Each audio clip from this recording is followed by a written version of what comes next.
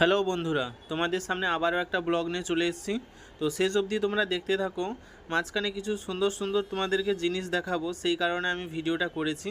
তো তার কারণে শেষ অবধি তোমাদেরকে ব্লগটা দেখতে হবে।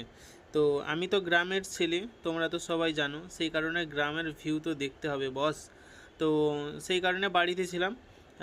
মা আর বাবা বললো যে আজকে একটু মাঠের দিকে যেতে হবে।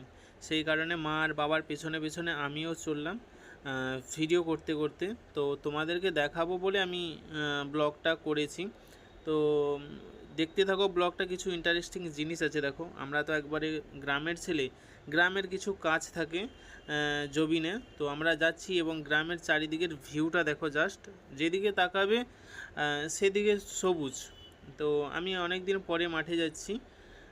তো তোমরা দেখো আমি মাঠে যাচ্ছি, কি করছি না করছি। তো কিছু কিছু জায়গা আছে তোমাদেরকে দেখলে হয়তো ভালো লাগবে। তো আমরা এই উগা ধরে চলে যাচ্ছি। এখন তো বোধহয় ধান শীষ মানে অল্প অল্প বেরোচ্ছে, সেইভাবে এখনও অবধি বেরোয়নি। তো চলে যাচ্ছি, এটাকে আমরা বলি উগা দিয়ে যাচ্ছি। আর তোমরা কি বলো জানি না। তোমরা যদি কেউ গ্রামের থেকে যদি কেউ ভিডিও দেখো, তো অবশ্যই তোমরা জানাবে যে তোমাদের বাড়ি কোথায়।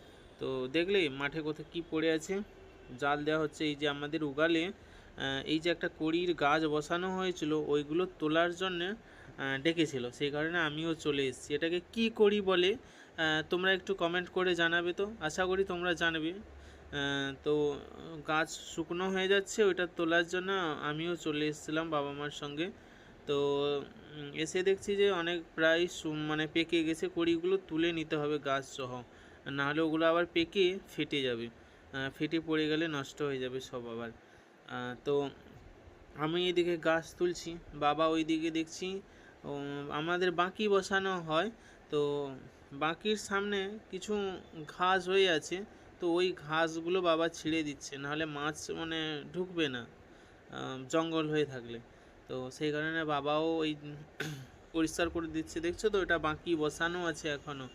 তো আরও কিছু বাকি, তো এখন মাঠে জল কম আছে, ওগুলোও তুলে নিয়ে চলে আসতে হবে। তারপরে তোমাদেরকে চারপাশটা একটু সুন্দরভাবে একটা ভিডিও করছি। দেখো এই শেষের মুহূর্তটা তোমরা একটু দেখো, খুব সুন্দর লাগবে।